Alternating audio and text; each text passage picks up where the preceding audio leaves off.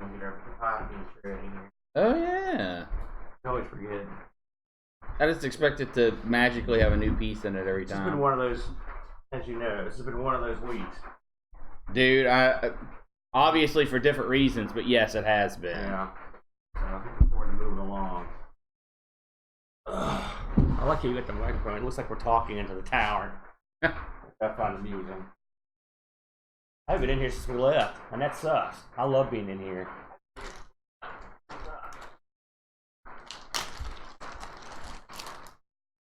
You know, I want you to Google something for me because you can actually run the same since I don't have my computer here. Okay. Go to the web and Google electronic board games timeline. They won't let you cut and paste from it, so that's what I wanted to go over, and I can add it in pictures later.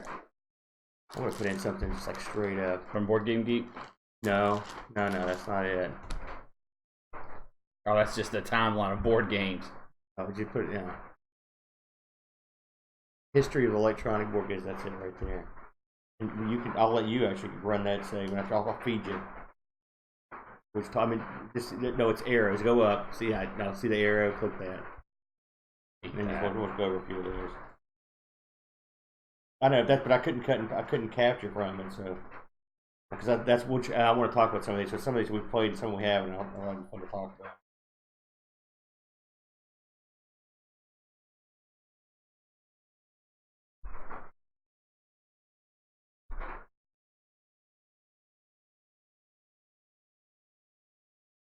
I'm on a crazy computer, like the Mattel Aquarius. I will. I'm just gonna see what our options are.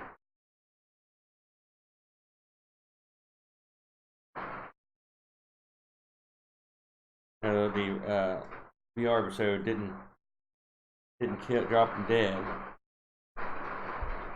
this week. I thought that might happen, to be honest with you. Pixels, that's horrible. Necronom, yeah, this was a childhood favorite of both of us back in the day. What did he say? Who said it was horrible? No, Pixel said, I'm feeling a bit bored, so I loaded up the stream. Oh, thanks a lot, Pix. No, because we're doing board games. Oh, I get it. Your pun is lost on Aaron. Yeah, my brain is tapioca.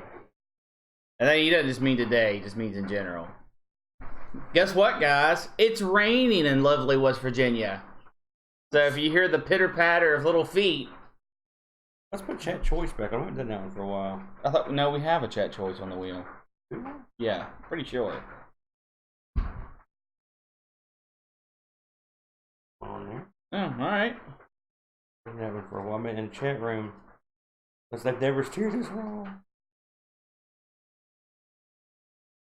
Yeah. Yeah.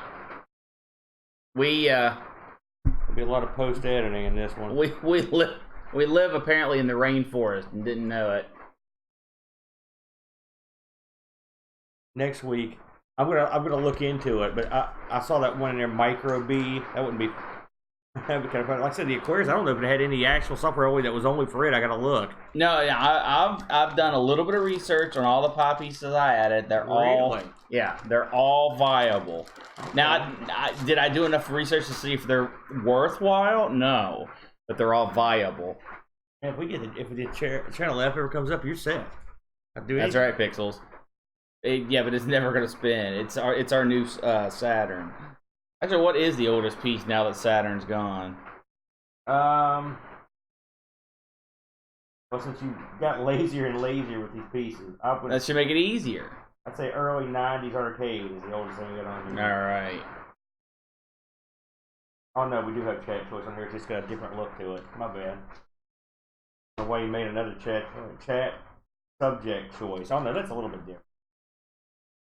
Go ahead, lay 'em out. Double the chat choice. Actually, the chat would probably like that. Oh, what did you put? Rhythm game. What? The rhythm is going to get you. I know you know. I want rhythm. No, don't put rhythm game. We need another actual computer game to kind of get back. Rhythm games are video games. All right. It's not like there's a rhythm. We're not going to play Simon. Hey, Edvin, we could electronic Simon. We could have played that this week, but did you pick it? No. No, I picked a much. Well, yeah. I was going to say much more popular, but that's not true. I was gonna say much more fun. I mean, I guess that's sort of true. Sorta. How bad is the rain coming across, guys? I'm about to take it out and post. Never fun. Oh, Pixels wants rhythm games. Yeah. We got a lot of musical types in here, man. I don't think that's relevant to rhythm games. Shit, what do you think rhythm is? That's what it is, man.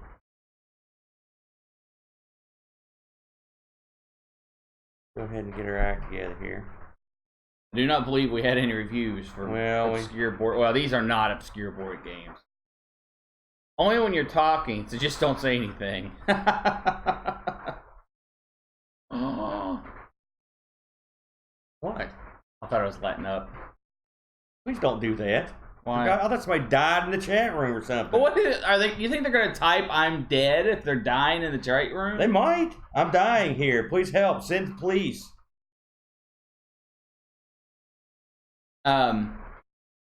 You've got that covered. I brought, although I'm not going to get them out because they're the crappier of the four.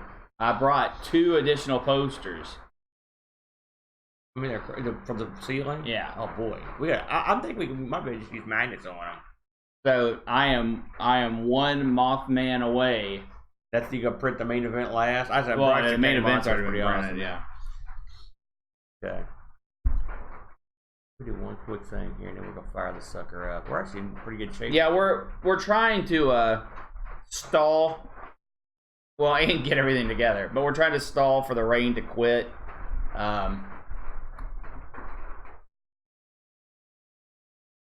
That's all I got. Yeah. Something we can talk about. How was your week, Brent? Something we can talk about. Horrible. It has just been a devastating week. At least your cats are okay. I mean, They are. Yeah. That is true. What are you trying to lower the brightness? yeah. I mean, because literally my head is atomic. Atomic head is your chance to do the. What? I don't know. No. Oh, see. We went to God's Nature is punishing your song. It's trying to drown you out. Looks pretty cool with the pinball. I don't know why we ever used the green screen because the background's pretty cool with all the pinball machines and the posters. If we could spin the entire situation around, that'd be cool too. Because that's in fact that should be our set. I don't know why we did that over there. I guess I'm dumb. The only I considered that Pixels. Unfortunately, these things weigh about 6 pounds. 6 pound finish.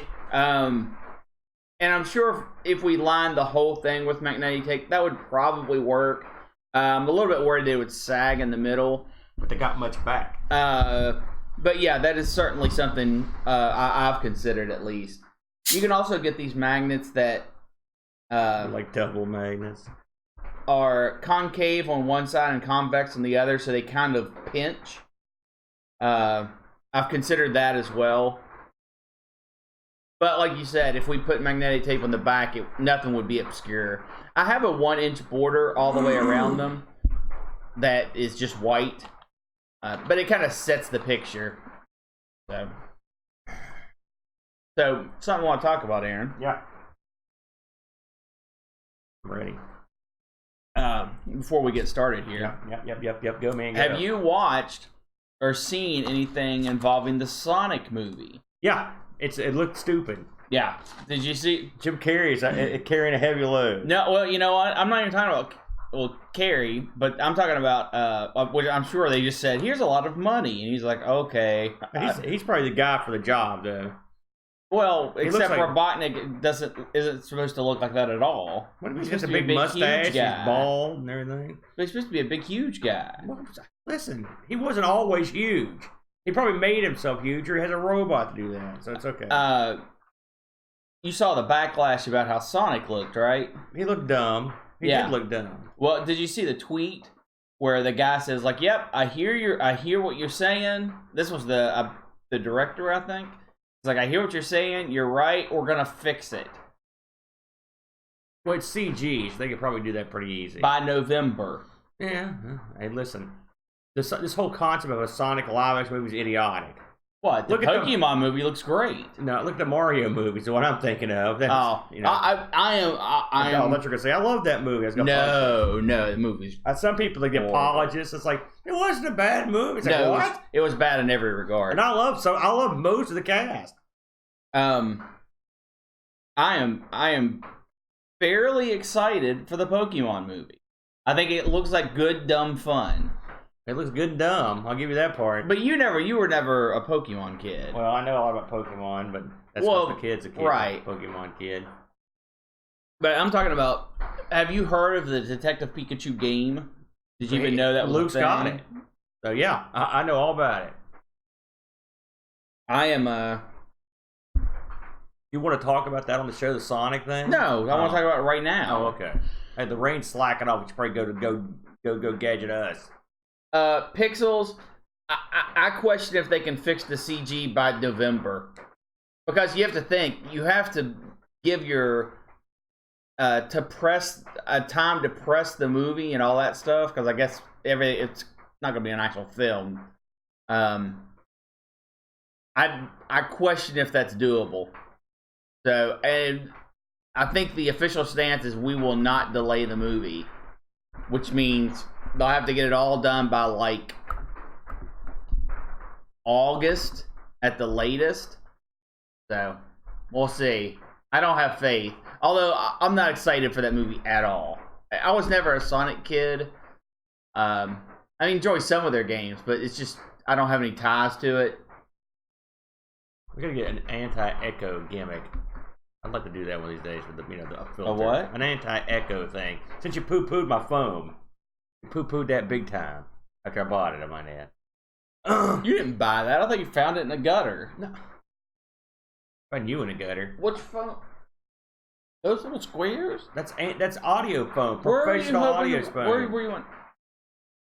We're gonna put posters up there. We got room for all the posters plus audio foam. Nah, the posters are bigger than you think, man. Yeah, but there's 4 of them. We got 4 gimmicks right here. I think when we put the posters up, it will completely What, the magical, mystical monsters will take care of the audio? It'll protect our audio. Who's going to take care of your lack of talent? When are we getting that poster in? Ho, ho. Well, are you going to design and print it? Yes, I will. All right. And it's not going to be good. I can tell you ahead of time.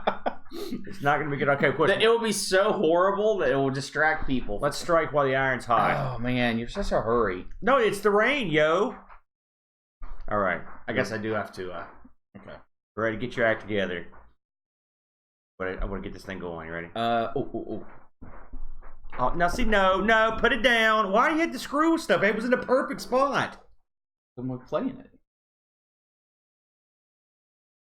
Here we go. Do you actually have batteries? You're an idiot. All right, no, don't do it. Just start. Can we just start the show? Ready? Hello, everyone. Welcome to an electric edition of ARG Presents. I am Amigo Aaron, joined by a man who has cornered the world market on C batteries. It's the Brent. What in the world does that mean? C batteries. You know I only eat D batteries. Oh, that's right. Sorry, my bad. Yeah. So, last week, if you joined us, and a few of you did, we spun the wheel. We made the deal. And this week, we're going to be taking a focus, if you will, on electronic board games. Yes. Now, this is a little bit out of our usual fare, Brent. What's your opinion? Why electronic board games? You were floating this one around pretty hard. Well, I am a huge board game geek. I have a group that meets every Monday, and we play board games. An even huger geek band, that is. Right. From a more modern era.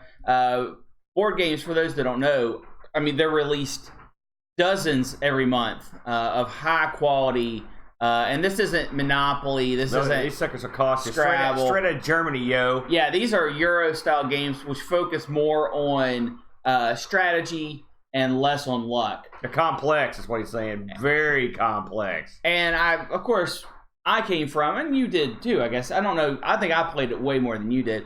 We come from an era of electronic board games where our parents would buy us these electronic board games, like the 2 we're reviewing today, to play. And they're sort of a medium between video games and board games, but not like in an Odyssey sense.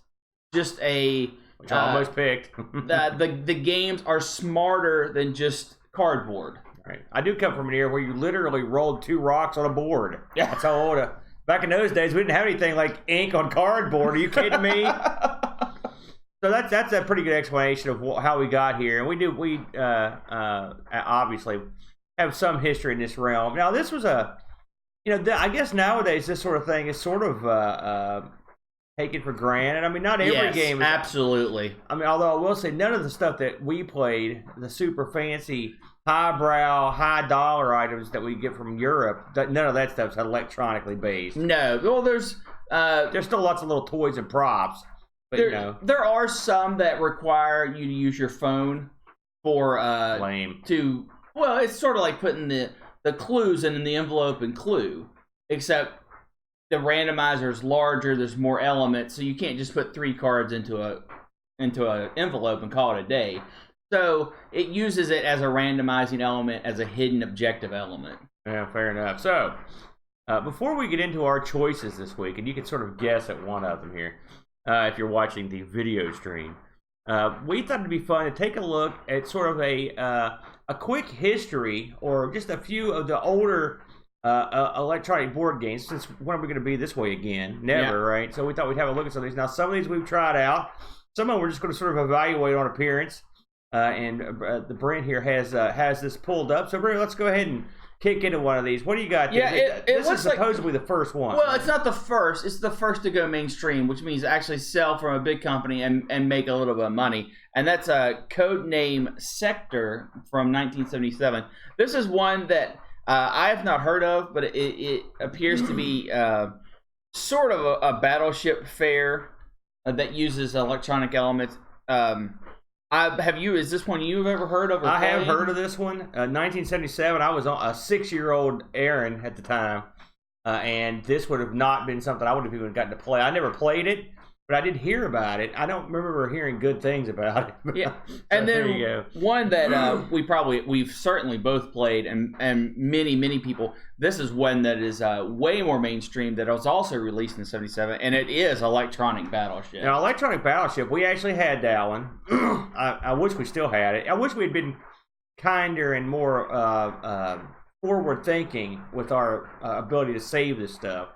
Because when you're a little kid, what year did you say Battleship came out there, Brenny? 77. Same year. So I'd have been none. So, and I'm sure I didn't get that until later on. But I was probably 8 or 9 at the earliest.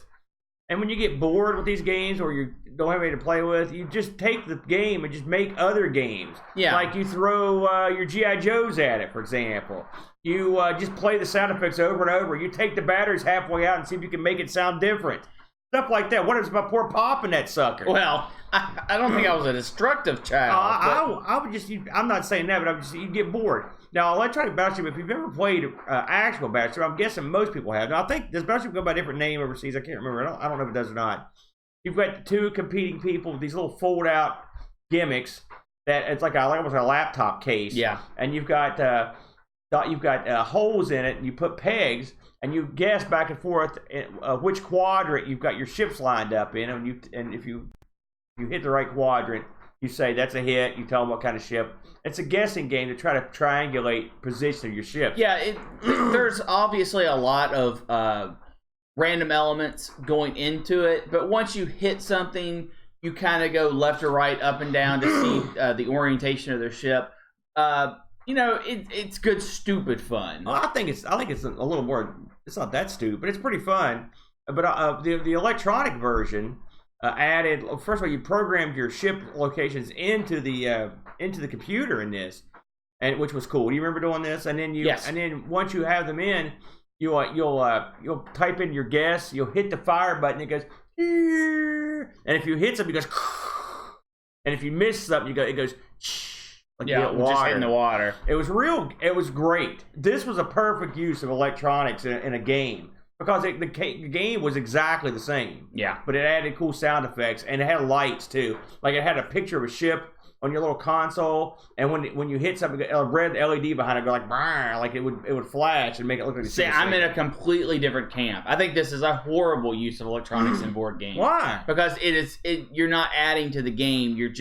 You're not adding elements to a game. You're just electronically enhancing it for the gimmick of electronically give me a break. enhancing Let's do movies where we just don't add special effects. Because you don't really need them. He's wrong. Keep going. What else you got? The next two mentions are our games, so we're going to skip over those. And Mr. Game Show in 1987, which was a quiz-based game show. I remember this one. Now, I never got to play this one. I remember seeing the TV commercials. The game show host looked like sort of like a Wink Martindale type, big cartoony-looking guy with a pompadour, some haircut, and big shiny teeth. And I believe his jaw moved. Yeah. And he would ask you questions. That looked pretty cool. I never got to play that one. And it's a quiz game, so there's some sense of it. You choose A, B, C, or D for your answers, and multiple players, you can all lock in your answers at one time. So it sort of used the element so you didn't have to have one person being the game master at the time to read the questions and to get everyone's answers. So I'll give that a pass on its functionality, but it's very minimal. Well, game shows. What year you came in the 80s? You said 87. The game shows were like mega popular then, and so daytime game shows, and so that makes plenty of sense. And also, game shows in board games. God, that goes back since the dawn of time. Yeah. There's been a million of them. In 1990, for the ladies in the crowd, or more focused on the ladies, was Electronic Mall Madness. Ooh. And this was a game where you go around and do shopping in kind of a mystery date feel. You had a fake credit card that you swiped that kind of kept track of that sort of thing. This sounds like a propaganda act from the credit card company to get these to get young girls into the mood of going out and say learn up a credit card at the mall. I remember seeing commercials for that too, but I never played that. But I mean, I probably would have. It sounds kind of cool. In 91, you had Dream Phone, which this was exactly a mystery date thing where you get a card and it has a phone number on it, and you dial it up to hear them talk or to find out about them and that kind of crap. Pink phone. How did that one play, Brenny? I mean, not really my cup of tea. But you know what? You could not have the game the way it is presented without the electronic element. It seems like they couldn't have saved that much information in that phone. Oh, it had no. I guess it randomly went through. Yeah, this was the early '90s. So I mean, you're not shoving stuff on a 8-inch platter anymore. Stuff's pretty condensed. You put it on a ROM chip, you're okay to go. In '92, and of course, these are not all the electronic games released in this era. These are just the most popular. I think we should thank PC World, I believe it is, where these are coming out. That is true. In '92, Omega Virus. Now this one, I actually wanted desperately. I remember seeing a commercial for this one, but as I recall, it was kind of pricey, but it looked pretty cool. It's like definitely a space version. It's like it has a dark tower type appearance just by the board and the way your center focus on the electronic element. Of course, it talks and keeps track of stats and all that stuff. Then moving forward all the way to 1998, Lego Treasure Quest, which is a game I have not seen nor heard of. Now you're getting into a realm of much more modern. I mean, at this point, the blooms off the rose on these. I didn't play any of these. Then in 2003, Clue released their FX version, which is based on an electronic version. Electronic Clue. Yeah, it could be cool. I mean, it's more of an enhancement to the game as a instead of a necessity. So not really my thing. I don't know what year the Clue movie came out, which I love that movie. It's got an all-star cast to die for. You've seen Clue, right? Oh gosh, well, yes. I had to ask. And I would like a game. I would like some sort of laserdisc game based on the film, or at least an electronic board game with samples from the film. I'd be in on that. That'd be awesome. And then, really, even as early as 2012, Monopoly, has released. They've actually released several electronic versions. This is their latest, which appears to have a tablet screen in the middle. It's probably a tablet you bring. Very well. It could just be the software. Including that in the list is kind of a cop-out when you've got tablets involved. I want to talk about an item that I'm going to put in the electronic board game area. It's not. There's no board, but since we put Mr. Game Show in there, would be the 2XL robot. He was a trivia guy that ran on an 8-track tape, so it's electronic. Yeah.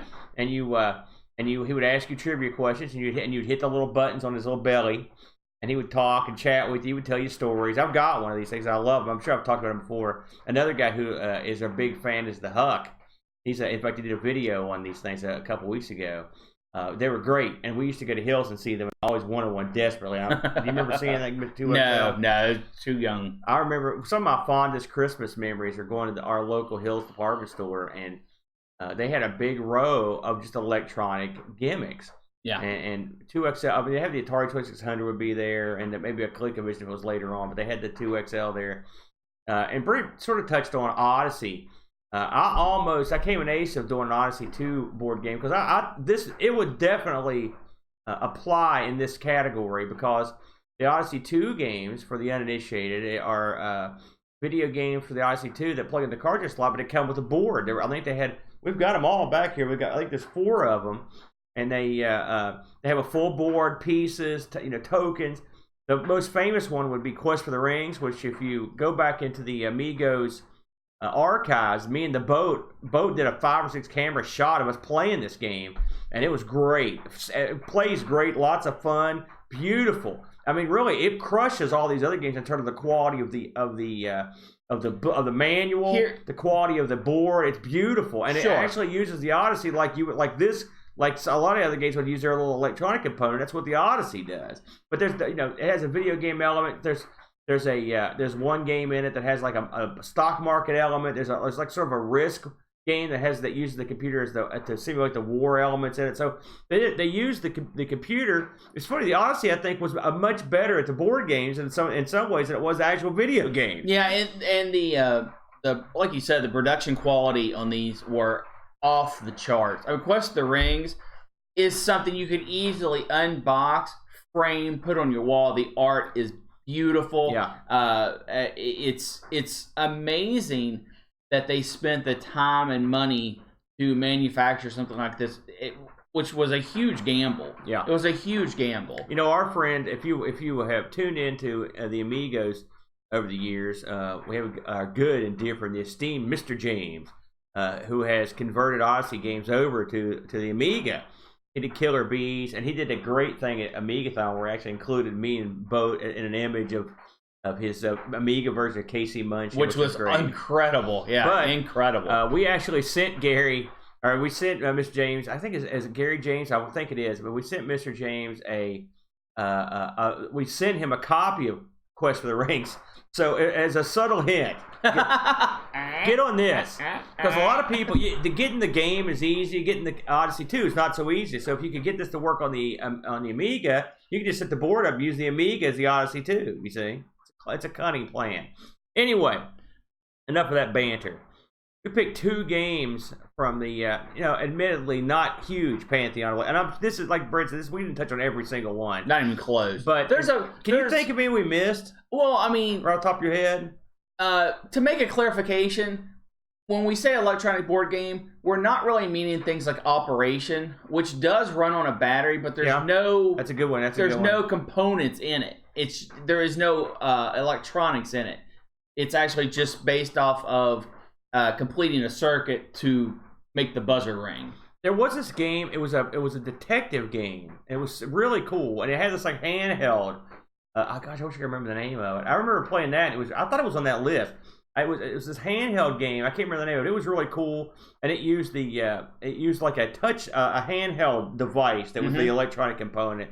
And we could go all day on electronic handheld devices that played games. That's a whole other situation. Board Game Geek, which is the epitome of all that is board games on the web, classifies about 90 games as electronic board games. Mm-hmm. So that gives you an idea of, they definitely boomed in the late 70s, early 80s, and then faded. Yeah, I mean, if you consider anything after that electronic, that's a more modern. I'll look at the old stuff like the electronic battleship and stuff. Those are your prime electronic games. Sure. So, with that in mind, we picked 2. We're going to let you lead the dance this week. Yes. What do you got for us? I chose Dungeons & Dragons Computer Labyrinth game. Yes. This is actually produced by Mattel Electronics back in the day, 1980. It was early. Yeah, well, 1980, right on the button. That's an early D&D license. It is. Joe Singer is the designer behind the game, and this is one that we owned. Yeah. And we were very fortunate children. We were very we love you, privileged. Mom and Dad. This, upon release, ran about $40 in the store, which I don't know what the equivalent is today, but it's a lot. I mean, it was more than some Nintendo cartridges and stuff. You'd probably be looking around 85, 90 bucks, probably at $90, the equivalent. And what made this game unique was its pull on the Dungeons & Dragons license. It did not do a lot with it, unfortunately, but that's where the draw came in. The box is a lovely Oriental-style dragon that takes up 2/3 of the box with a picture of the game in the lower center of the box. It's very eye-catching. Yeah. The dragon is incredibly colorful, and it pulls you towards the game to at least look at it and see what it is. It's funny because that's not when I think of Dungeons and Dragons, I don't think of that sort of dragon. Correct. But I mean, it's a beautiful piece of artwork. It really is. It works. I mean, it really. I guess they wanted something that really brought you in. Almost you wish the game wasn't there. You can see the whole so you dragon. can see the whole artwork. Beautiful art. Yeah, I agree on that one. And when you get the game and you get it home and you unbox it, it has one of the neatest packaging elements where all of the components for the game, which we'll go over in a bit, is in a tray under the game. Yeah, very clever. So it's all self-contained. Unfortunately, the container is a little wonky, as in pieces can escape out of it if you shake it around enough. And that's caused a lot of lost bits over the years, I'm sure. If you kept it in that box, you were fine. Because then your component would go into your box. But it was a neat touch because it kept all of your game right there. Components in this, of course, you get a 8x8 electronic grid. The rim of which, the border, is molded plastic to look like castle spires. Very beautiful. Very beautiful. Each cell has repeating art of about 15 different fantasy elements, whether it be pictures of skulls or fairies or little icons that have no bearing on the game. It just adds to the art appeal of it. And then the components themselves are, you have 50 little red wall tiles, which are sort of the up and down pattern of a castle wall, a traditional castle wall. That has a name, unfortunately escapes me right now. You also Rampart? Possibly. You also get 3 green tokens, which signify your player 1 and player 2 starting hidden area, and a token for the dragon's hidden area. And finally, the biggest draw of this, when you actually see it out on a table, are these pewter figures that stand between 1.5 and 3 inches tall. Heavy. There is a treasure chest, a spewing treasure chest, 2 what? Spewing treasure chest. Yeah, it's overflowing with treasure. That's a better word. There is a warrior with a mace and shield that is a dwarf, and a warrior with a sword and a shield that is a human, and then a dragon which towers over all the other pieces in the game. Yeah. God, I wish we kept and that. It has him standing on his hind legs, wings folded in, with his little paws, or I guess front claws, held close to his body. And the reason why he's shaped like that is so he could fit on the board without running into other pieces. Yeah. But they're all beautifully, I don't know. They're certainly pressed or something. I'm not sure. I'm exactly sure they're done the same way they used to make the miniatures for the game. Yeah, they're beautifully done. But they're all on pewter. They're all very, very heavy. I mean, these are something that if you chucked at someone, especially the treasure chest or the dragon, you could definitely dent a wall or hurt an individual with. These would not be released as pewter today. These would be plastic. They'd be plastic pieces. Because these probably pretty expensive too. Had to be expensive to manufacture. Yes. The game itself is a maze game, and it uses the electronic element to both randomize the maze every time, and I mean every time. Yeah. I don't think it is possible to ever get 2 mazes at the same time. You could play the game thousands of times. Yeah, when you're talking about so many spaces. Yeah, when you're talking about an 8x8 grid. Plus, you choose where you start on that 8x8 grid, and it builds the dungeon after you choose your start location. So the electronic element it's a requirement. It is key. It's quite amazing, actually. Yes, it is incredible for 1980. Yeah. When you play the game, you are wandering around this dungeon, and it's apparently pitch black. You can't see anything. And when you go, you move, and if you hit a wall, it buzzes. And then you take your little wall tile and you put to indicate that there's a wall there. Yeah. So now you know, don't try to run into it in the future. Yeah, the grid has little plastic notches, basically, that you could put a little plastic piece of wall on. It fits perfectly on that grid. Yeah. Sure. And the object is to outwit the dragon, get to his lair, steal his treasure, and then move back home. And it is played with a 3-life system. On your first life, you can move up to 8 spaces, which means as long as you don't hit a wall, you can move 8 grid locations. If you hit a wall, your turn's over. If you get eaten by the dragon, that number moves to 6 to show that you're wounded. And if you get hit by the dragon again, it moves to 4 to show that you're badly wounded, and then past that, if you get hit, you're dead. Game's over. Dragon wins. Getting to the treasure is made difficult because the dragon does not have to adhere to the rules of the dungeon. He can fly diagonally, where you can only move orthogonally, and he can avoid walls. He can just fly right over top of them.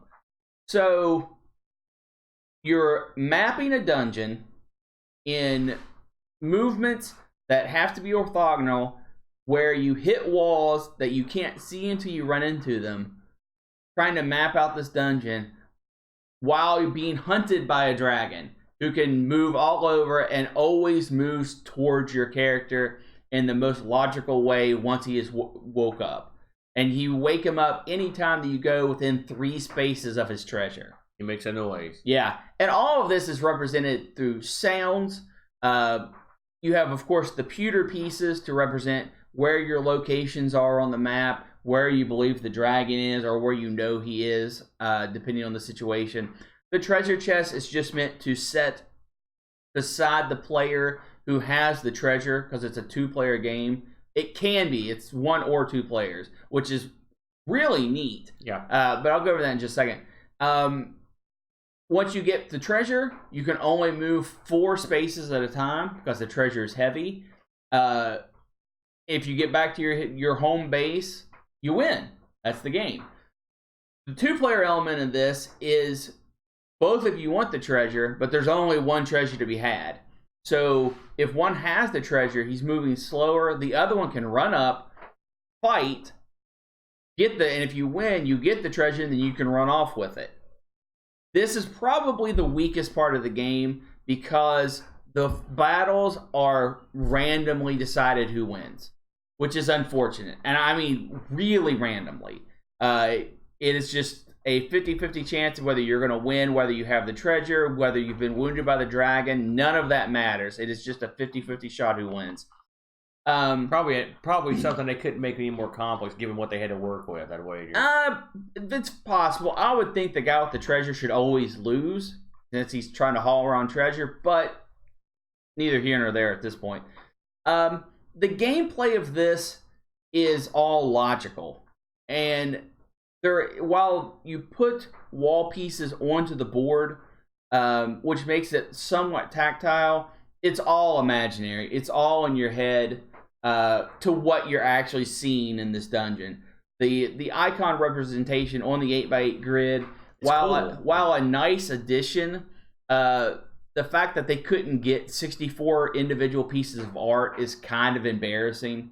I mean, we're talking about 1 inch by 1 inch squares, and they have, like I said, about 15 that loop over and over and over, just in a grid pattern. So I thought they give you something to think about when you play. I mean, they look cool. Well, I mean, you can sort of pretend that. Yeah, but they have no bearing on the game whatsoever.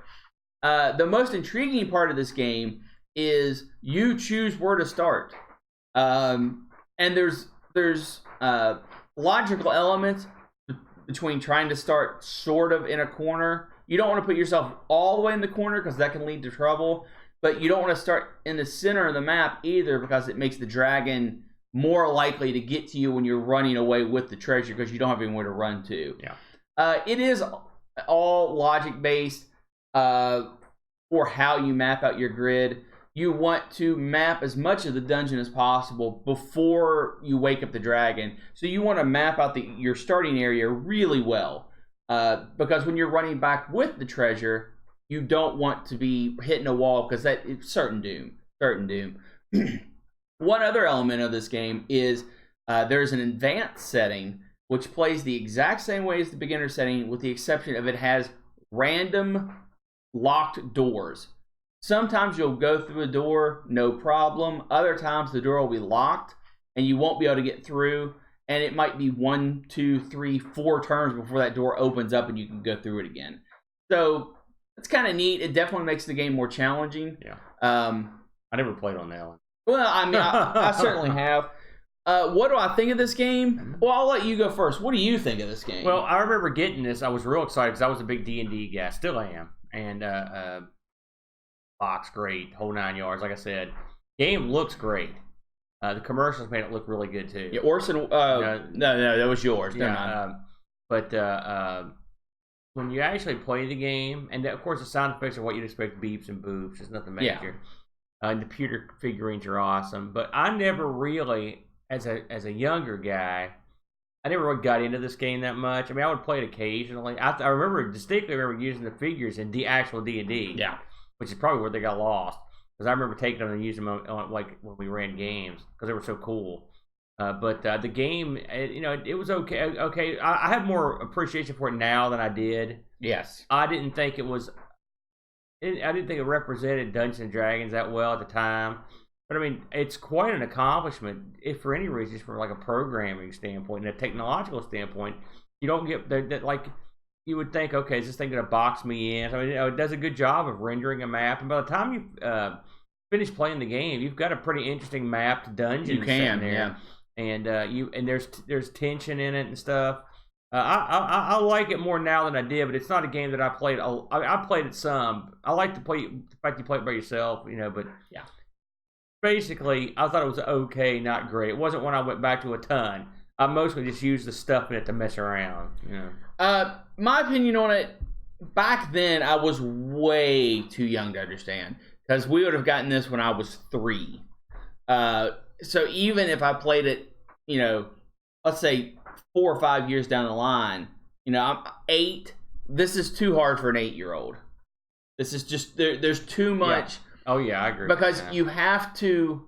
The game tells you where the walls are, but since you have to physically place them yourself, and the game won't let you cheat. You can't just go 6, 7 spaces away and hit the button and find out information. However, while it doesn't let you cheat, it doesn't make you play by the rules either, which means you can think you're doing the right thing, and it will just buzz and tell you no, but it doesn't tell you where your actual moves are, which can be very difficult for young children. Yeah, this is not a game that's easily playable. It's funny, I remember playing, I think I found a web-based version of this years and years ago. Yes, there's a Flash version of this on Board Game Geek if you are interested, and it's pretty well represented. And I remember, this plays okay as an adult, to be completely honest with you. Well, what's amazing about this is, on the advanced difficulty settings, There are very challenging aspects of the game. I'm not saying it's deep because it's not. But trying to predict where the dragon is at the beginning and then kind of running him around as you try to get around him is how it all is. That's where the strategy lies. Looking back at it as a 1980s electronic game, it's absolutely mind-blowing that you can get a random maze that functions every single time. Yeah. That aspect of it is mind-blowing. It's a very clever toy. The art aspect of it is really, really good. Yeah. It looks good.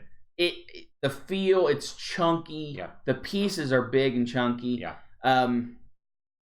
Looking at it from a modern standpoint, it's sort of the equivalent of Minesweeper. It's sort of, I can see that. With some advanced action. It's all, once you figure out the logic of it, you can't win every time because there are elements of it that make it not unwinnable, but virtually unwinnable. But it's not a good game. It's not a good game. I think I like it for the time of what it is. I think it was good stuff. I wish I still had ours. I'd love to know any speculation as to what happened to that. I have no idea where it went, but it was a real fun game. I enjoyed it. I enjoy it now more than then, but I always did like the way it looked and the art and stuff. So I mean, there's something there. On the eBays, this is actually very acquirable. Yeah, I was surprised. I've seen it go for as low as $20. I've seen it go as high in mint pristine condition as $80. You can even get elements of the game. There are several people who are parted out just selling the pewter figures for $4 or $5 each. Yeah. If you want a big meaty pewter figure, you can definitely do worse. So I don't know if this is one I would really recommend going out and buying if you don't have a nostalgic. This would be a nice one to have on your shelf. Just if you have the box. I mean, the box is beautiful. I would. If you're a person that just likes the aesthetics of having something in the room, and a lot of people that would probably watch this show would be into that. Yeah. This is the box is gorgeous, and the actual if you have a shelf where you can set the item beside the box, no one will be disappointed visually. That's correct. It looks nice. So let's move on from that, Aaron, and take us to your game, which is my game is Simon. No, I'm just kidding. My game, as you probably figured out, is the Dark Tower, Brent. The Dark Tower, which we obviously own. Now, this is remnants of our original Dark Tower. Yes. Somewhere I've got the board for this as well. But as I'll mention, there was plenty to lose in this. So yeah, the Dark Tower came out in '81, and it was from Milton Bradley. Yep. Okay. Now this game is another game, and this is a rarity, Brent, because like for example, I don't recall this in like say Electronic Battleship. This is a 1 to 4 player game, so you can play this one on your own, which is that's a pretty big selling point because board game often you're a kid, no one wants to play a board game with you. You know, we weren't playing nothing, but really when I was playing board games, you were not even born basically, so it took a while. It was hard to get you to play back then. The object of this game is to beat the Dark Tower, win the game by defeating all the brigands, which I'll get into. This it's a lot more complicated than just that. Reclaim the staff. That's right. So, this game also, like I said, it came out in '81, so it was really not that long after yours came out. Now, before I even get into the game, let's talk about the ad campaign for the game. And you sort of stupidly touched on it earlier.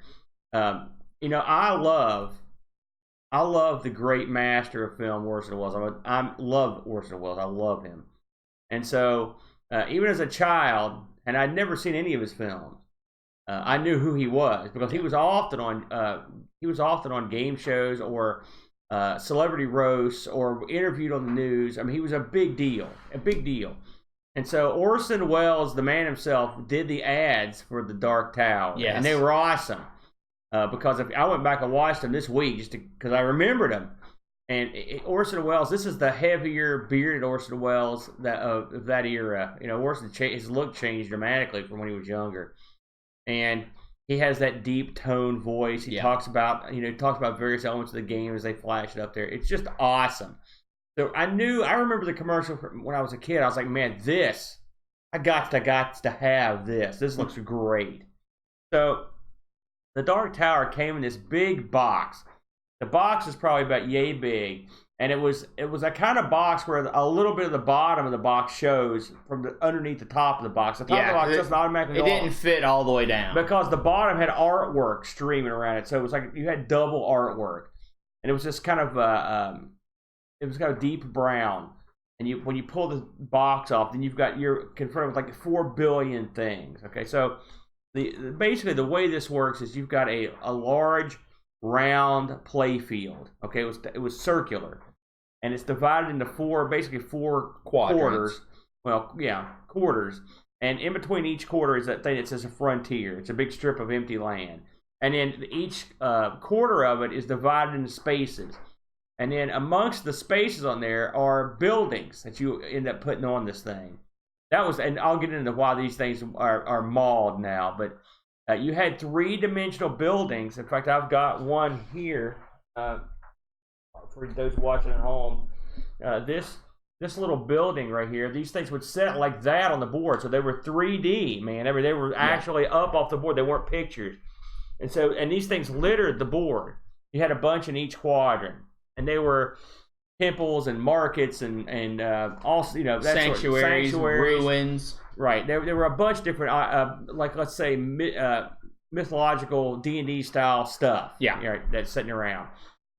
So the object of this game is to go to each of these quadrants or quarters, and you had to fight your way through and get a key. Right. The key was important. I think it was a bronze, silver, and gold key, as I recall. Brass, excuse me. And you would obtain these keys through battle. You had to go into that area and beat the crap out of the standing army. excuse me, in that area. So all this sounds pretty cool, but a bit pedestrian. So what's the catch? Well, clearly the catch is this bad boy right here. If you're watching the video, if not, this is the actual component of the Dark Tower. This thing runs off batteries. I believe it ran off C batteries, Brent, if I'm not mistaken. And this right here was a technological achievement that I don't know. This probably was the height of the actual electronic board game technology. And the way this works is this little view window here. These are gel cells, and behind them are small lights. And the whole thing rotates, and it will rotate to show you specific pictures. And you can see down here underneath the lights there, this is where you would get your information. This thing basically, yeah, it was programmable. Thank you for keeping this up for the people at home. And the keypad would have, just the various things you need to tell this thing when you were moving. It would, because this thing would keep track of where each player was and each player. How much gold and the amount of warriors and whatnot they would have would be kept track of with the Dark Tower. So as you played the game, you were effectively programming the Dark Tower to keep it in line with what you were doing on the board. Quite amazing. So you would roll around this board, and I don't know if we ever played a 4-player game, but I know we played a couple people, maybe 2 or 3. I've played several 4-player games of this, yes. Players take turns. This thing will tell you that whose turn it is, because you have to, at the end of your turn you hit the end turn button. You've got your figure and you move to this board. Okay. Now there are special items that will help you move through the board quicker. There's special items. You can see these little cards here if you're watching at home. These are little peg cards. If you're listening, say Dark Tower, and they've got 3 major categories: warriors, gold, and food. And basically what this is how you keep track of how many fighters you've got, how much cash you've got, and how much food you've got. And at the bottom, you've got room for some of the special items you can get in the game: a scout, beast, or sword. If you ended up getting a hold of a scout, in this tower, you will occasionally get lost. All right? Yeah. So a scout will keep that from happening, and the game knows if you've got a scout, so he'll know. A beast will carry your gold. Additional gold. Yeah, sometimes you don't have enough guys to carry all your money. You're boned, right? I wish I had that trouble. I'm the freaking beast is the problem in the real world. Then you've got the sword. Gives you an extra element, all right, of attack. Well, the sword is for the there dragon. are random dragon encounters that if you have the swords, you can fend them off. And then down here at the bottom, you'll see a place to put your keys, and there's a thing for a healer here. The healer will heal. Stop. The healer is... There's a possibility of moving into a plague space, and the healer will stop you from losing part of your army. And that right there, what you mentioned, the last two things, is part of what makes this game a lot of fun. The tower could just keep track of you going to these various quarters and fighting, and that would be impressive. But there's also random elements that appear, and the plague or getting lost is one of them. The plague's one, and this bad boy right here, which I actually still have, is the dragon. And I like the way this guy looks too. He looks. He just looks like a jerk. He's a jerk dragon. This guy will appear, and if he does, he'll hose you big time. He'll take like a quarter of your guys. So like it takes a lot. Kills a bunch of your army and steals your gold. Yeah, a bunch of your gold. And now this guy wanders around the board, and if you kill him, you basically get his accumulated wealth. Yeah, which is nice. Some of it, not all. Yeah. So another element of this that I liked was the bazaar. You could go and get something. You could actually haggle with the guy, which was fun using the keypad. And this thing played a little tune for that. This thing, the sound in this was all top beeps notch. And boops, but it was still. I mean, notch. It would still like it. Like when you were going to fight, it would go doo doo doo doo, and then you would hear that thing spin. I think that's ingrained in my brain. That noise it made. And he went to the bazaar, and be like doo doo doo doo doo doo, play a little tune. And then when you made the bazaar owner angry, he'd be like, he closes the bazaar and you can't buy anything. You basically waste your turn. Right. The tower was responsible for all the fun parts of the game. In fact, it was so fun that often we would just not use the game. Yeah, not use the board, just use the tower. And just play with the tower, which I've heard that's something a lot of people did. So as you play this game, like I said, you're trying to get your keys. And if you're playing with more than one person, everyone's out there trying to accumulate all these keys for the final battle. Now you're trying to you've got to accumulate the keys to get to the next quadrants, and you also got to accumulate soldiers in your army, right? Because you're going to be fighting these brigades or these guys are weird looking. I should mention the art in this is really good, outstanding. The art on the board is good. The 3-dimensional buildings are cool, but the art on the cells in this, it really pops. The way that they did the lighting and some of this, it really makes the art look nice. It really comes out real cool, and it's real stylized, isn't it, Brent? Yes. The art in this, it really looks neat. So as you go around the game, you're buying reinforcements. You're going through territory. You've got to feed these guys, so you've got to keep up with your food. There are actually several elements that you have to keep up with. Food is, you can't have less food than you've got guys, and you got a problem. So your turnover is high. Yeah, you eat one food a day, and if you have no food, a person dies every day. Yeah.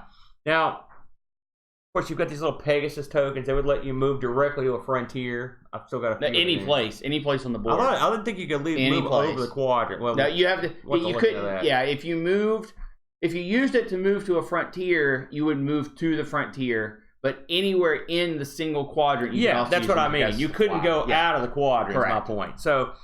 So anyway, when you actually have conflict, let's talk about what happened. So let's say you came upon by some guys, or you come on some guys, and you're going to smash them. Okay, you might come across. Let's just, for example, say you've got 10 or 12 warriors, and there's a group of say 13 brigands that come out. Right? So it'll show a picture on the tower of your guys, and it'll go beep with a number. Then it'll go boop, and it'll show the brigand's number. Let's say they have 13. They'll say 13. Then it will resolve that combat round. You just sit there and watch. Don't really do anything. Yeah. And it'll say like, bam. The next time it comes up, you'll have 7 warriors, and they've got maybe 12 brigands. The way it works is you have a set amount of warriors, and you're fighting a set amount of brigands. Right. If you lose a battle, a random roll. Well, it's not a random roll. It's based off of your amount of forces versus their amount of forces. You will lose 1. If they lose half of their army. Yeah. So if you started at 12, they had 14, and you won the first round, they would go to 7. If you lost the first round, you would just -1. And the fighting goes back and forth until someone's at 0, or being the human player, you can retreat. Yes. And if you retreat, you automatically lose 1 guy, but then that's it. You can't lose any more forces. Yeah, so basically, it would flash your guys on a number, flash the bad guys on a number, and it would say like attack would be a thing with like a cross sword, I believe, in the bottom window, and then it would resolve that round of combat, and you could hit retreat if you wanted to. I think that's the way, that's the way it works. You just anytime during the combat you hit retreat. No. I mean, I'm saying that's what it would flash on the screen. That's what I'm talking about. No, there was 3 cells that it flashed, and I think the third one, that's what it was. I think I'm right. No, you're not. I guarantee I'm not. I played this weekend. Anyway, so once you get through. Once you resolve your combat and you go through, when you've got the 3 keys, then you can go after the tower itself. That's when you basically storm the tower for the big final battle, which is awesome. This is not an easy game to beat. You could all lose. Yes. And the last final part of the tower, there is one kind of neat element. I mean, it's not stunning or anything, but you have to put your 3 keys into the Dark Tower in the correct order. Yeah. So it's one last puzzle element before you actually get to fight the final battle, which is a large number of brigands. So if you don't go to the tower with at least 20, you've almost got no chance of winning, because usually the enemy forces number at least 40, and it can go higher than that. Another neat element about this game, which I bet you didn't know, at the end of the game, when you win, you get a score between 0 and 99. Yeah. And your score is based off of how many turns it took to collect all the keys and attack the tower, and how few warriors you took to the tower to win the last battle. Yeah. So if you're playing for high score, there's actually a risk element of, I'm going to just take 15, see if I win. Because that'll get you a higher score. Because sometimes often actually, you can win with fewer warriors. I mean, not a ton fewer. If it's like 20, they've got 20 and you got like 6, you're boned. You're doomed. But if you got like 18, you got a chance to win that one. You know? And it is, like I said before, there is an equation, unfortunately I don't know it, that says you have this many, they have this many. It's not just a 50-50 chance. It actually sways depending on how many you have versus how many they have. Yeah, and I will say that I wouldn't call that key game a puzzle element. It's more of just a random thing to bug you. No. It's a random element. Yeah. Because it's a 3-switch puzzle. I will say, how satisfying is it when you get there and you actually get it right on the first try? Yeah. It's like, oh yeah, I got it. So that was always cool. And the Dark Tower has its own gel cell as well when it comes up, which is cool.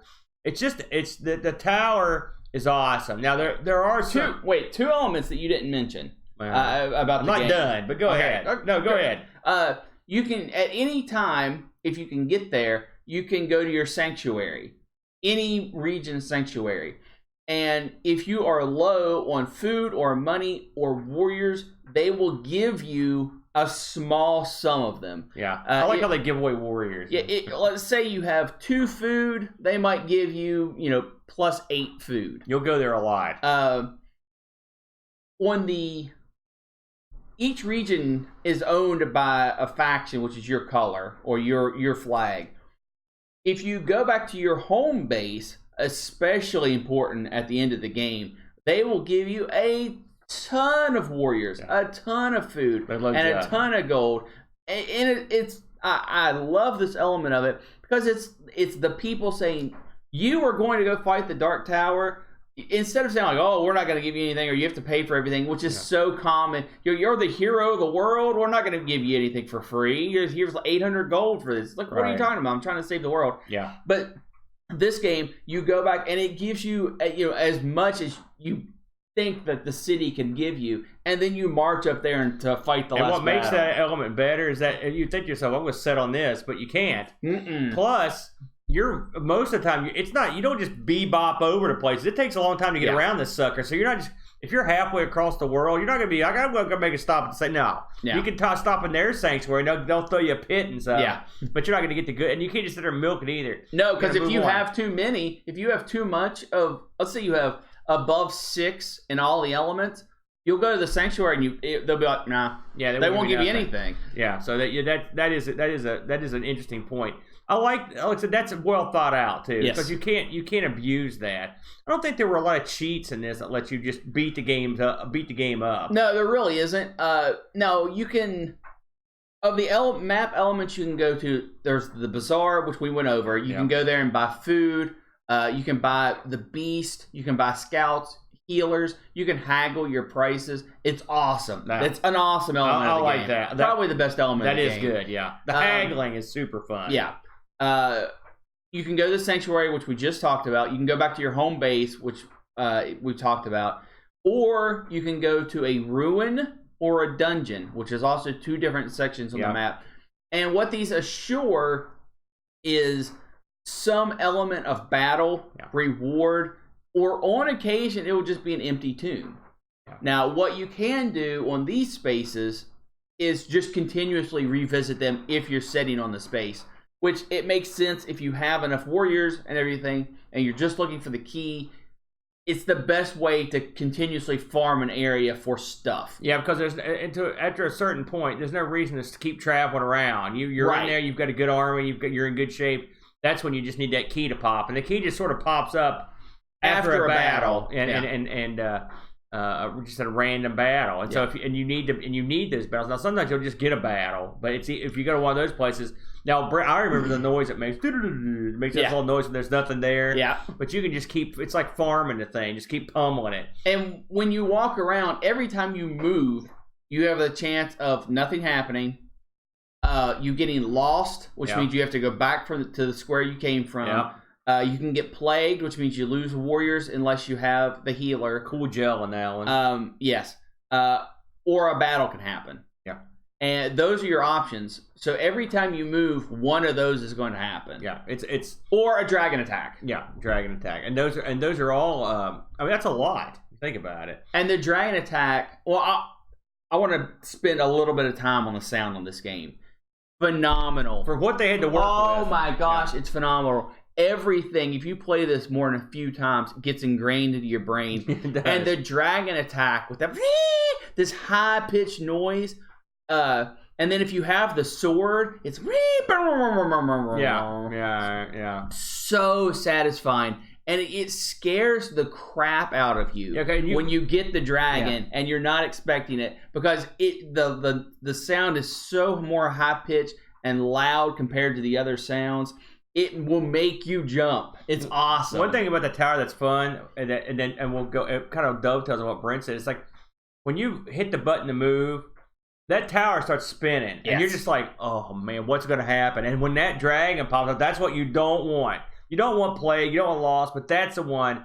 And there's an element of surprise to it because you can't see what's spinning in this dark tower. They've done a good job with disguise, and the only way you're going to see this is when that light pops. And like I said, the sound is awesome on that. The whirl of the tower, which is really its internal gears and motors spinning. But it's part of it. It's iconic to the game. It is. It's great. It's great. So let's talk about the downsides of the game. Number one, you've got it's got a million zillion pieces. Yes. We've just got a few here because not all of them survive. You've got, first of all, these, you can't fold the board up with these on it. See, this, it has little pegs on the bottom. So every time you finish playing, you're supposed to take all these off, put them back in the bag, and then fold the tower up. Well, often we would just fold the thing up with the city still put together. Then it didn't set straight. Of course, what's that lead to? It leads to the board getting all jacked up and warped. All right. So you had that. Then you had 400 billion of these little red pegs. Used to keep stats. Yeah, keep the stats. Those things would go everywhere. You had all the little action figures. You had the little banners. You had the cards themselves. You can see I've got this card here. It's become warped over the years, but you need, and you can't play without these. You're boned. Yeah, I mean you can keep track on paper, but it'll drive you crazy. The little icons like this. The little flags, the stickers would come off. I remember that. But by the way, I remember putting this thing together, getting the stickers. The little banners are so tiny that you have to get the stickers on perfect, or they come off of it a little bit, and after that they get dirty and they fall off. The Dark Tower is supposed to have a flag on top. The Dark Tower, it just sits on there with a little nub. It just screams, "I'm going to get broken immediately." And these little nubs on the bottoms of these, I mean, these things fit real firmly. These little cities and tombs and whatnot. But I mean, the buildings, they're built solid. Don't get me wrong, but I mean, it is what it is. Plus, The Dark Tower itself has light bulbs that'll go out in it. Sometimes they require maintenance. I'm afraid even looking at the battery component of this one because it's been so long. I'm sure it's jacked. These towers, they die regularly. Yeah. But I mean, they are, and you got to have them. Now, over the years, people have come up with substitutes. I've seen web-based substitute for the tower. I've seen phone-based substitutes for the tower because you can still play this. But if you're playing this with your phone, that's you're missing the point. No, you've got to have the full game. All right, which is unfortunate. Yeah, but this thing. So there were plenty of reasons to not want the game. It was also just huge. It took up a lot of space. I mean, the box was almost as wide as this table is. It's a big old box. Yeah, it's about a 2.5 by 2.5 foot box. The board is, and it's about a foot thick. Yeah, and the board is a big board. I mean, and you need a good space to play this because you got a lot of crap to keep track of. A few components you forgot to mention. All the Pegasus tokens, which you again is something a random reward you can get, sort of like the sword. Yeah, and then. There are white clips that are used to hold the circular board together. Yeah. That clip at the bottom. Those are always gone. Yeah. The tower itself sets on a black ring in the middle, which is used to. It's like a plus, is what it is. Yeah, better. It used to because it spins. Everyone's setting it at 4 quadrants of the table. So when it's not your turn, you spin the tower to face whoever's turn it is. Amazing, we still have that. I've got that. But yeah, and so that's like it's like a lazy Susan basically for the tower. And it works great. The elements of this game, if you have them all, they work perfectly. This game could do with a modernization that would eliminate a lot of this stuff, which I'm gonna get to. So. With all that said, what happened? This was a popular game. Super popular. It was in demand. Sold like crazy. They were selling these things like hotcakes, and these suckers, they were flying off the shelves. Well, here's what happened. There was litigation. Okay, trade secret litigation, never good. So 2 different people allegedly, well, I guess it's not alleged anymore. Robert Burton and a fellow named Alan Coleman. They both submitted a game to Milton Bradley called Triumph. And guess what? It involved an electronic tower as the centerpiece. And Milton Bradley told them to take a hike. They rejected the game. And then cunningly, then they released Dark Tower, which is an electric tower in the middle of a playfield. All right. So the inventors were not happy. They sued for misappropriation of trade secrets. And they won a jury verdict for over $700,000. Yeah, for a board game. That's in ridiculous. 1985. That is a lot of money. And what's crazy is, so they won the jury, and then the judge was like, "You know what, jury? No, you're wrong. Yeah, they're fine." It's called vacate. He vacated the jury's judgment. Yeah, never happens in U.S. courts, by the way. That's crazy rare. Yeah, despite finding that Milton Bradley had likely plagiarized the plaintiff's idea without so much as a by your leave, the judge said, the judge proceeded to issue a directed verdict for the defendant because Burton and Coleman had signed a contract waiving any contractual relationship. The First Circuit Court of Appeals reversed, finding evidence that Milton Bradley entered an implied agreement to keep the game confidential and reinstated the damage award. So long story short, they had to pay. They had to pay a lot of money. And that's at 1985, $700,000. 1980, yeah. So that's a boatload of money to pay out. And nevertheless, that game went bye-bye because they lost the rights. Yeah, it wasn't their game anymore. So just to close this thing up, and this is funny. I didn't even know about this. Gen Con last year. Yep. Okay, which we actually went to Gen Con in what, about 2012? Oh no, 2008. Yeah, well, it was way before that. It was because it was at some point in the past. Anyway, we went to Gen Con because we always wanted to go, and Brent won a tournament to get us there. So we went, and it was fun. And so Gen Con, a lot of people have game announcements and stuff. And sure enough, just last year, I didn't know this until I researched this. At Game Con, a sequel to Dark Tower was announced called Return to the Dark Tower. It was announced by an outfit called Restoration Games. It says here the guys behind it are Rob Duval and Isaac Childress, and they're designing the game. I don't know if this game has this been released yet, Brent? It has not been released. It's scheduled for release in 2020, and these are not just some schmoes that picked up the license. These are the same people behind the Pandemic and Risk Legacy games. Which we love Pandemic. Yeah, they are designers with huge pedigrees. Yeah.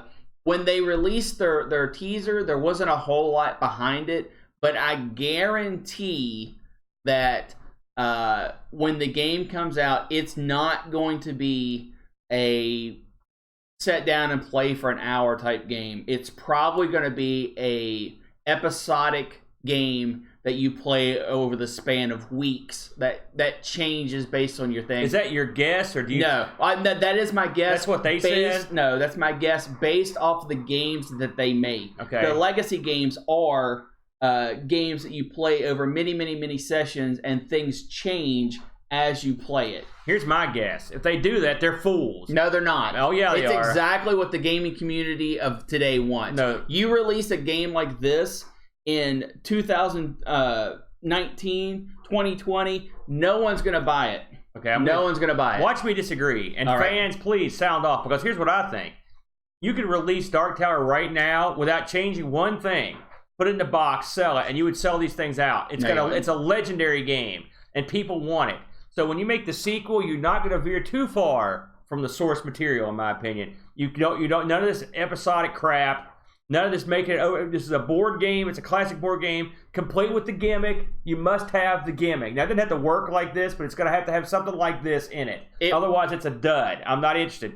What you mark my words. These guys are they have a license to print money. No, you can't get too cute. No, and germify this thing. You got to keep this thing old school. Listen, no.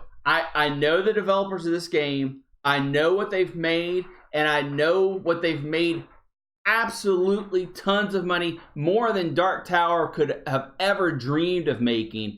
Their Pandemic Legacy system has sold, and Risk has sold millions of copies worldwide. They know what they're doing. They're going to release an episodic Dark Tower game. It will have an electronic element, I think. And I think it will probably run off your phone, would be my guess, to cut down on cost. All the things you're saying are horrible. No. This is a consumer product. No, you don't Aaron, put this in the board game community's hands. Wrong. You take this so you can sell it at Kmart and stuff like that. Wrong. I'm right. Yeah, I guarantee it that it's going to come out. It's going to have legacy elements to it because that's their gimmick, and they've made money hand over fist with it. Aaron, I game every weekend. I'm not saying they won't make money. I know what's hot on the market. They aren't selling to you.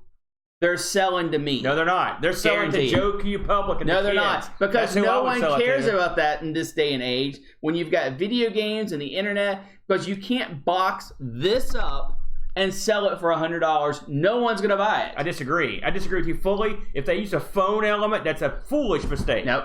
So, I guarantee it's what's going to happen. He's wrong. We're gonna fight. We're gonna fight at the end of every episode now. Is that the new gimmick? Well, we'll see in 2020. If you listen to me, you learn something. Yeah, I know how to market stuff. Well, let me tell you. Well, that's right. I won't go into last week's episode where you were wrong. I was dead on. But everyone agreed that you were wrong. No, they didn't. Get the wheel. People were. I'm not done. Oh, you've got more. What are you, the director now? Get out of here. Give me a break.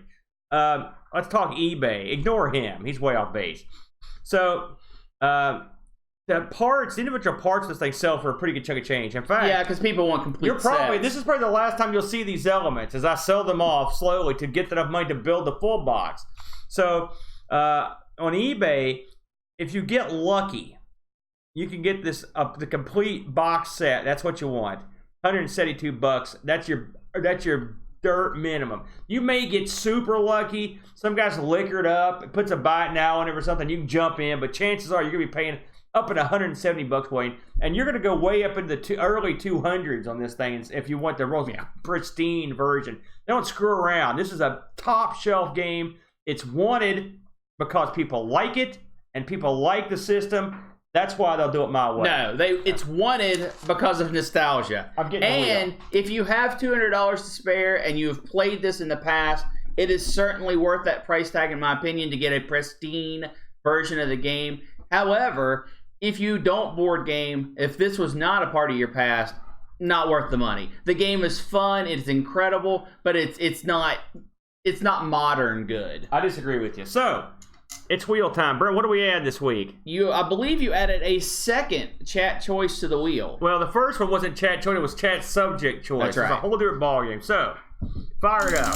So, chat, That's not what we added, though. I believe we added, actually, what did we add here? Actually, I think, remember, we changed our minds. Let me see here. You changed our minds. We added, let me see what we got. Rhythm games. Rhythm games. The rhythm is going to get you. Sorry, chat. I wanted you to be able to pick. You've got a spot on there already. You told me not to do it. You said I hate the chat. Exact quote. Look at that. That looks good, doesn't it? And the survey says, bing! Chat subject choice. Oh, man. See, chat, he tried to avoid making you part of it. Don't try to get over with the chat. Now, won. let's see who we've got. Who do we have in our live chat today? It's going to be these live people. If you show up for these live chats, we, by the way, record every Sunday bright and early. At EST. At 9 a.m. Around 9 EST. a.m. Eastern Standard Time, USA time. So if you're one of the lucky few that show up and listen to these shows, you too could be called upon to pick a subject. So we will play the subject picking music while we determine the winner. So if you're in the chat, sound off with some subject topics. We'll take anything. We'll try anything. We will. And you know what? I think we're going to do, I don't want to say a first come, first serve, but let's do a first come, first serve. Oh my God. Okay. So we'll do it that way. Now, the last chat choice we had, do you recall what it was? I believe it was it Spectrum? No, it was. Oh, you know what it was? It was the Sam Coop. Yeah. Well, that was so much fun. That's one of our most popular episodes, by the way. So the chat's good fun. Been responsible for one of our least popular episodes and one of our most popular. That's episodes. right. The Wonder Swan, which was the Wonder Swan was made of cement as it soared over over the horizon and died. I tremendously love the Wonder Swan. Had a lot of fun with the Sam Coop. It was a fun episode as well. Both things that chat did recommend to us at the time. I believe we actually put that up to we put those up to votes, didn't we? I believe so, but we're going to do it in real time now. So what are we getting here so far, Brenny? Okay, it looks like our suggestion is games about war. Okay, it is a subject test, so we're going to go with that one. Games about war. Yes. Wow. So that's pretty broad. Do we want to set any rules for that? No. We're talking video games about war, right? Yes. Yeah. Okay, video games about war. At some kind of war setting. Okay, now are we talking, can it be as simple as combat all the way to something as... It has to be a conflict between two nations or factions. It had two or more. So what if it's like the Zombami Empire against can it be some mythical ones, or does it have to be real life ones? No, I think war is... Well, because combat, there's some people fight, which is like who they are. They're anonymous. But it can't be individual versus army. It has to be nation, faction clashing. Oh boy, okay, that sounds interesting. Hey, we want to thank everyone in the chat room this morning. You want to shout anybody out while you're over there? We got Duncan Styles, Pixels at Dawn, Necronom, Lobsternator. Edvin was here for a while, but I do believe he had to split. And that looks like, well, as far as I had to refresh, so there were people above that, I do apologize. Yep. We want to also mention that by the time this airs, we'll have sent out all the arcade winners packages. I've already sent out a couple.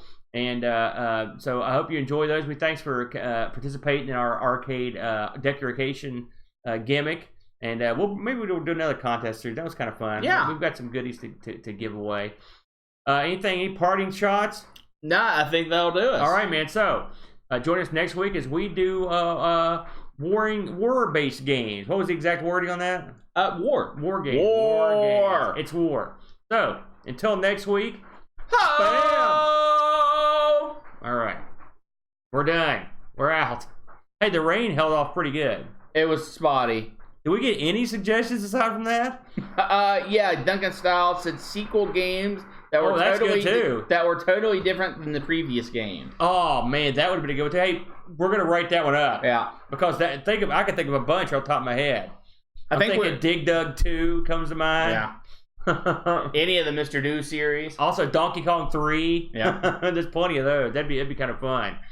Hey, I don't think the rain was too bad. I think we got away with one this time around. You know, we'll see. Yeah, I mean, we won't know until we actually check the footage. It rained very, very. I cannot believe we went over an hour with this subject. Did we? Oh yeah. Couldn't have gotten. It had been not much more than. It's almost 10:30. Oh well, there you go.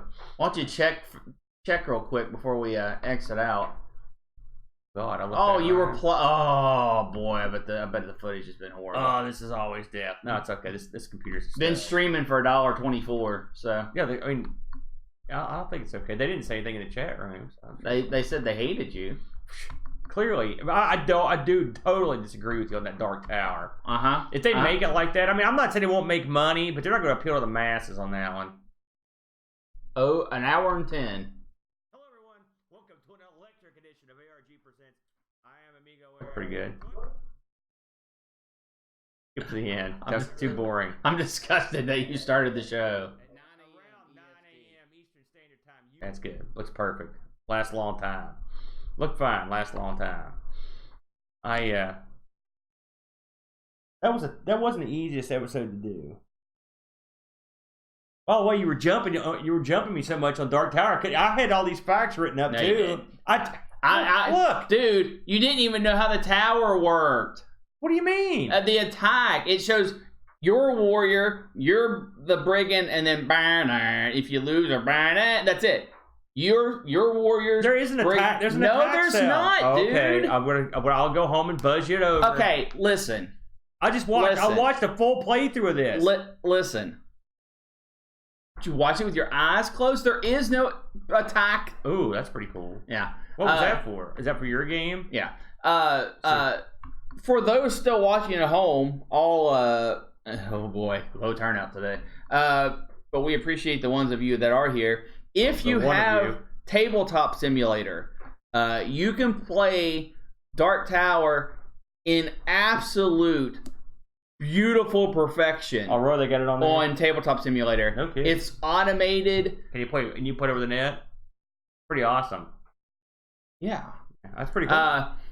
It's all automated with scripts and stuff. The guy that wrote it is a frickin' genius. At least at programming Dark Tower games. Really good. It has all the sound effects. It even has the whirl of the tower. It even has the flicker. It's really good. Worth checking out. Yeah, good. We should have mentioned that. I meant to, and you done. Oh, don't blame me for your shortcomings again. No. All right, guy or guys or guy. I'm the one or two of you that are in there. We'll talk to you guys next time around. Pixels, it is awesome. I use it almost on a weekly basis. Yeah. To play D&D, to play or different role-playing games, and also we've been playing board games on it as well. Incredibly, tabletop is great. Yep, anyone who wants to play tabletop games with their buddies that can't actually sit around a table, there's no substitution to sitting down at a table with real components. But I play with guys that are 1,200 miles away, so it's the only way we'd ever be able to play anything. Yeah, that's pretty cool. All right, Pix, everybody else, we'll talk to you guys next time around. Andy, thanks for coming around. I saw that you were having trouble with your audio. Hopefully that got fixed for you. Adios. Have a good one. You actually forgot. We're still here. We're back. Went up to the screen. I suck. Hit the button. Man, you're off. You're off today. Goodbye.